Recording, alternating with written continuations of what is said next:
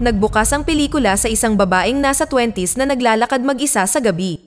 Habang naglalakad siya sa lungsod, nakita natin ang ilang poster tungkol sa mga nawawalang babae na nakaplaster sa dingding. Habang patuloy na tinatahak ng babae ang isang eskinita, may isang lalaki na lumapit sa kanyang likuran at tinanong siya kung nahulog ba niya ang kanyang wallet. Sumagot ang babae ng hindi at sinubukan maglakad ng mas mabilis, ngunit sinundan siya ng lalaki at hinawakan siya. Pagkatapos ay sinubukan ng babae na labanan siya habang sinusubukan siyang tuhugin ng matigas na saging ng lalaki, ngunit siya ay masyadong malakas. Pagkatapos, mula sa kung saan, sinalakay ng isa pang babaeng nagngangalang Lacey ang lalaki at sinabihan niya ang babae na tumakas. Pagkatapos noon, tanging sigaw na lang ng lalaki ang naririnig natin habang siya ay brutal na pinapatay ni Lacey. Kinaumagahan, medyo late nang dumating si Detective Charlie Godfrey sa opisina. Siya ay kulang sa tulog dahil sa pagtatrabaho sa isang kaso ng human trafficking, at kahit na siya ay may mga wastong suspect, hindi niya magawang hulihin ang sinuman. Tila siya lang din ang may malasakit sa mga nawawalang babae, habang ang lahat ay sumuko na. Maagang umalis si Charlie sa trabaho at pumunta sa isang factory district para sundan ang isang lead. Habang naghihintay siya sa isang parking lot, nakita niya ang isa sa kanyang mga suspect, si Tom, na dumaan sa kanya. Pagkatapos ay pinagmasdan niya ang pagpasok ni Tom sa isang gusali at nagsimulang kumuha ng litrato. Samantala, si Lacey ay natutulog sa eskinita sa tabi ng gusali at siya ay ginising ng kanyang kaibigang si Joe. Sinabi nito sa kanya na ang lalaking matagal na niyang hinahanap ay kakapasok lang sa gusali. Kaya nagmamadali siyang pumunta sa gusali, sinira ang lock ng pinto at pumasok doon. Sa loob ng isa sa mga silid ng gusali, naglalaro si Tom ng Russian roulette kasama ang isang inosenteng aso. Si Jerry ay nag-livestream ng laro sa dark web at ang mga tao ay pumupusta ng malaki dito. Takot na takot si Tom na sumali sa laro, ngunit dahil malaki ang perang pinag-uusapan dito, ginawa niya ang unang pagbaril sa aso. Walang nangyari, kaya sunod niyang inilagay ang baril sa kanyang sarili at muling bumaril. Muli, walang nangyari, pagkatapos ay itinutok niya ang kanyang baril para barilin ang aso, ngunit bago niya ito magawa, dumating si Lacey mula sa likuran at inatake siya. Binaril ni Tom ang kanyang ulo, ngunit ipinagkibit balikat niya ito at pinatay niya ito sa pamamagitan ng pagtusok ng kanyang mga daliri sa kanyang mga mata at itinulak pa ang kanyang kamay hanggang sa maabot niya ang kanyang utak. Tila may superhuman ability si Lacey. Hindi lang yun, masyado siyang malakas at kayang pumatay ng tao gamit ang mga daliri niya at hindi rin siya namamatay sa pagbaril at napakabilis ng paghilom ng mga sugat niya. Si Jerry, nang makita kung paano niya pinatay si Tom, ay tumakas upang tumawag ng kasama. At habang ginagawa niya iyon, pinutol ni Lacey ang mga daliri ni Jerry at umalis sa eksena. Si Charlie, na nakakita kung paano niya sinira ang pinto at pumasok, ay nakita siyang lumabas siya kaya sinubukan niyang kausapin siya habang palabas siya, ngunit hindi niya ito pinansin at lumayo. Siya na mismo ang pumasok sa gusali at narinig niyang sinabi ni Tom sa kanyang amo na si Terence ang tungkol sa ginawa ni Lacey. Naghintay siya sa labas hanggang sa umalis sila upang tingnan kung ano ang ginawa niya kay Tom sa kanyang sariling mga mata. Balik tayo sa eskinita, nakita natin si Lacey na kinakain ang mga daliri ni Tom na parang kumakain ng chips. Nakita niya ang isang anino na nakatingin sa kanya, ngunit nawala ito nang napansin niya ito. Maya-maya ng gabing iyon, bumalik si Charlie sa kanyang apartment na sinusubukan bigyang kahulugan ang kanyang nakita. Nakita niyang may sugat sa ulo si Lacey, pero mukhang okay naman siya. Nakita rin niya ang ginawa nito kay Tom, ngunit alam niyang walang maniniwala sa kanya sa presinto. Kaya itinago niya ito sa kanyang sarili. Samantala, nakipagkita si Terence sa kanyang kapatid na babae at kasama sa mundo ng krimen na si Meredith. Ipinakita niya sa kanya ang livestream ng pagpatay ni Lacey kay Tom. Upang makahanap ng bibili para kay Lacey, sinabi ni Meredith na pangunahing namamahala sa kumpanya ng human trafficking na mag-concentrate si Terence sa 6 na bagong dalaga na dinala niya kamakailan dahil hindi niya iniisip na makakaligtas si Lacey sa tama ng baril. Nahanap ni Charlie si Lacey sa eskinita ng maaga kinaumagahan. Pumunta sila sa paborito niyang kainan para sa isang talakayan pagkatapos niyang sabihin sa kanya na gusto lang niyang makipag-usap. Siya ay tumugon na ito ay dahil gusto niyang kainin si Tom nang tanungin siya nito kung bakit niya kinuha ang kanyang mga daliri. Sinabi niya sa kanya na masarap ang bone marrow at mas madaling dalhin ang mga daliri. Patuloy na nagtatanong si Charlie sa kabila ng pagkabalisa at pag-aalala sa kanyang mga tugon. Nang tanungin niya siya kung bakit niya pinatay si Tom, sumagot siya na bagaman si Terence ang tunay niyang target, kinailangan niyang tapusin si Tom dahil papatayin niya ang isang aso.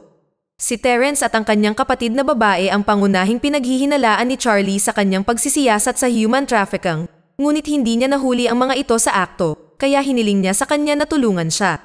Ipinakita niya sa kanya ang kanyang extrang apartment at sinabi sa kanya na maaari siyang tumira dito. Maiimbak din niya ang kanyang pagkain doon upang hindi ito masira bago niya ito maubos.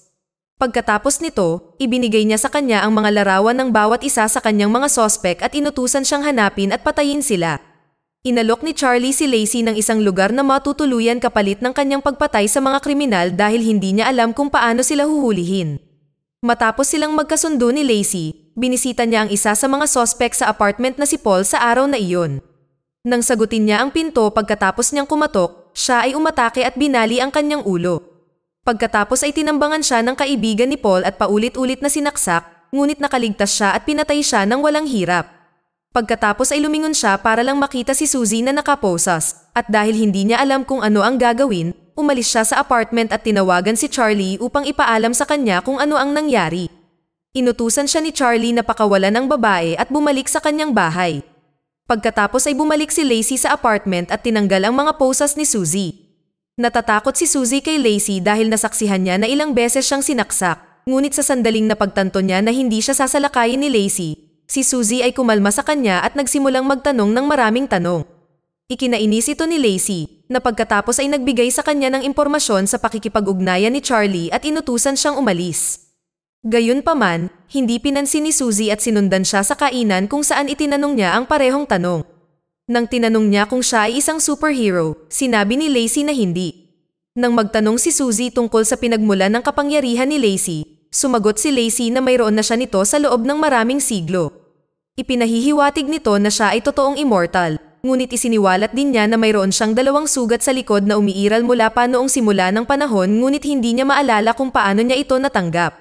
Walang matutuluyan si Suzy, kaya sinundan niya si Lacey pabalik sa kanyang apartment pagkatapos kumain.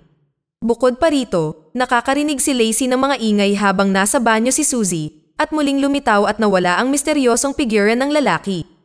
Dahil dito, hindi komportable si Lacey, kaya sinabihan niya si Suzy na umalis kaagad sa apartment. Gayunpaman, natutulog si Suzy sa kanyang sopa nang bumalik si Lacey pagkatapos maligo. Pumunta si Charlie sa apartment upang ayusin ang pinangyarihan ng krimen pansamantala, ngunit si Terence, na susubukan makipag-ugnayan kay Paul, ay dumaan din upang tingnan kung ano ang kalagayan niya at nag-cruise ang landas nila. Pagkatapos ay inabot ni Charlie ang kanyang baril, ngunit nagawang pigilan ni Terence ang kanyang paggalaw at nawalan ng malay. Pagkatapos nito, dinala si Charlie sa pinagtataguan ng kriminal kung saan siya nagising na nakatali sa isang upuan. Pagkatapos mag-hello, sinimulan ni Meredith na buong pusong aminin ang lahat ng kanyang mga kasalanan. Ipinaalam niya kay Charlie na kung ang kanyang motibasyon sa paghabol sa kanila ay dahil ang kanyang anak na babae ay nawala halos 20 taon na ang nakakaraan, kung gayon ay hindi tama para sa kanya na habulin sila dahil hindi nila dinukot ang kanyang anak na babae. Alam niya na si Charlie ay isang detective.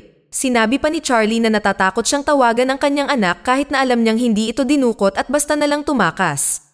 Ipinaliwanag niya sa kanya na sila ang target ng kanyang pagtugis dahil dinukot nila ang ibang mga kabataang babae at pinahirapan sila ng nakakakilabot. Nang makitang hindi sila umuusad ni Terence, pinapasok siya ni Meredith at lumabas ng silid. Kasunod nito, pagkatapos ilabas ang kanyang mga aparato sa pagpapahirap, tinanong ni Terence si Charlie kung nasaan si Lacey.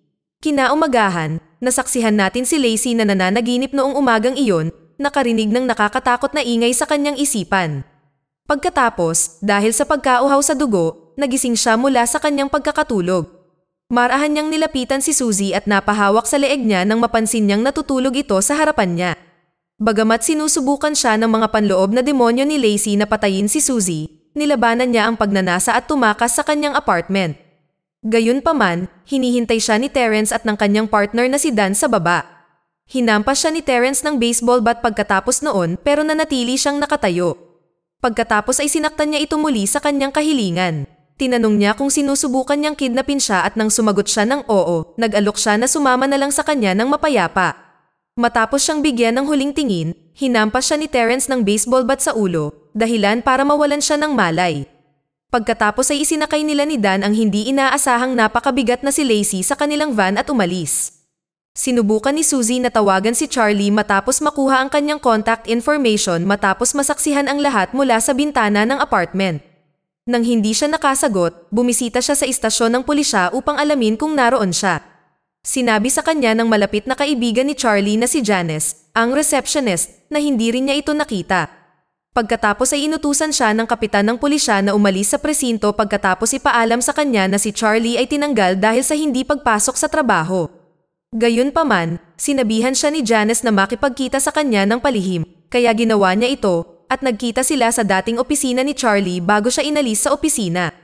Ipinaalam ni Janice kay Suzy na ang kanyang kaibigan ay may tinatrabahong mga kaso at ipinaalam ni Suzy sa kanya na nakikipagtulungan si Charlie kay Lacey. Ang mga imahe sa file ng kaso na ibinigay ni Charlie kay Lacey ay ipinakita niya kay Janice at nakilala na agad ni Janice si Terrence. Ibinigay niya sa kanya ang lokasyon ng Factory District parking lot at ipinaalam sa kanya na hinahanap siya ni Charlie. Samantala, nagising si Lacey na nakaposas sa ilang kadena. Gustong iwasan ni Terrence ang anumang pagkakamali dahil nasaksihan niya ang lakas nito. Inutusan ni Meredith si Terrence na ilabas si Lacey sa angkop na oras habang nagho-host siya ng party sa itaas para sa mga prospective na mamimili. Bago magsimula ang party, sabik na si Terrence na pag-eksperimentuhan si Lacey, kaya inilabas niya ang kanyang mga tools sa pagpapahirap at sinimulang pahirapan siya ng dahan-dahan. Habang siya ay umiiyak sa matinding paghihirap, natutuwa siyang sinasaksak siya sa iba't ibang bahagi ng kanyang katawan. Nang makarating si Suzy sa gusali, napansin niyang pinahihintulutan lamang ng doorman ang mga nasa listahan ng party. Pagkatapos, sa kanyang pagtataka, lumapit siya sa may pinto at ipinakilala ang sarili bilang kaibigan ni Terrence at Meredith at kalaunan ay pinayagan siyang pumasok. Pagkatapos, habang kinakapkapan siya ng gwardya, kinuha niya ang kanyang keycard at umakyat sa itaas ng party. Sumama siya sa mga nakikipag-party at nagtago sa karamihan. Nang mapansin niya si Dan na pababa ng hagdan sa kabilang direksyon, palihim niyang sinundan siya. Hinintay niya itong umalis hanggang sa makarating sila doon, sa puntong iyon ay dumiretso siya sa selda ni Charlie at pinakawalan siya. Pagkatapos noon, binuksan ni Suzy ang pinto at tinawag ang pangalan ni Lacey habang papasok sila ni Charlie sa kwarto kung saan pinahihirapan si Lacey. Pagkatapos ay inutusan ni Terrence si Dan na bantayan si Lacey habang sinusundan niya si Suzy. Gayunpaman, sa lalong madaling panahon na umalis siya sa silid ay tinambangan siya ni Charlie at sinubukan nila ni Suzy na pigilan siya. Nang mapansin ni Lacey na nasa panganib ang kanyang mga kaibigan, sinimulan niyang tanggalin ang lahat ng kutsilyo sa kanyang katawan at kumalas sa kanyang mga tanikala. Sa takot, sinubukan ni Dan na tumakas, ngunit pinigilan niya ito at nauwi sa pagpatay sa kanya. Pagkatapos noon, lumapit siya kay Terrence at tinanggal ang ulo nito sa katawan. Pagdating sa party sa itaas, inihagis ni Lacey ang ulo ni Terrence sa paanan ni Meredith. Habang nagkakagulo sa gitna ng party, inatake si Lacey ng mga bodyguard ni Meredith, ngunit madali niyang tinapos ang mga ito at hinabol si Meredith. Bagamat nakatakas si Meredith sa bubong ng gusali, hinabol siya ni Lacey, na iniwang wala siyang matakasan. Dahil si Meredith ay isang martial artist, nagpa siyang lumaban at sa una, nagagawa niyang lumaban. Gayunpaman, napakalakas pa rin ni Lacey at pinatay niya si Meredith sa pamamagitan ng pagtapon sa kanya sa gusali. Maya-maya, nakarating sina Suzy at Charlie sa bubong at binigyan ni Suzy si Lacey ng isang mahigpit na yakap. Pagkatapos, bago lumitaw ang mga pulis, umalis sila sa eksena. Kinabukasan, nag-cruise ang landas ni na Charlie at Lacey sa laundry. Pareho nilang inaalis ang mga dugo sa kanilang damit. Nagpaalam sila sa isa't isa pagkatapos ipaalam sa kanya ni Charlie na sa wakas ay nakapagdesisyon na siyang makita ang kanyang anak. Pagbalik niya sa kanyang apartment, may isang lalaki na nag-aayos ng kanyang mga gamit. Hinugot kaagad ni Charlie ang kanyang baril at binaril ang lalaki sa ulo, ngunit hindi nito napinsala ang lalaki. Pagkatapos ay sinabihan si Charlie ng lalaki na malapit na ang katapusan ng mundo at kailangan niya ng tulong niya sa paghahanap ng isang tao. Habang si Lacey ay patuloy na nagtatrabaho sa laundromat, ang aninong lalaki ay ganap na sumulpot sa kanyang harapan. Nananatili siyang tahimik nang tanungin siya ni Lacey kung sino siya at kung bakit niya ito sinusundan. Sinabi niyang hindi niya maalala ang kanyang mukha noong siya ay bata pa. Pagkatapos ay hiniling niya sa figuran na iwanan siya at humingi ng paumanhin para sa anumang bagay na maaaring nagawa niya sa kanyang nakaraang buhay. Ang huling eksena ng pelikula ay nagpapakita ng kanyang pagbabalik sa kanyang apartment, kung saan natuklasan niya ang asong iniligtas niya mula kay Tom na nakaupo sa labas. Hinaplos niya ang aso at isinama niya ito sa loob. Dito na nagtatapos ang kwento. Sana ay nagustuhan nyo. Mag-subscribe na kung hindi ka pa nakasubscribe. Pindutin na rin ang notification bell at like button upang matulungan ang channel, and leave a comment down below. And as always, thank you for watching.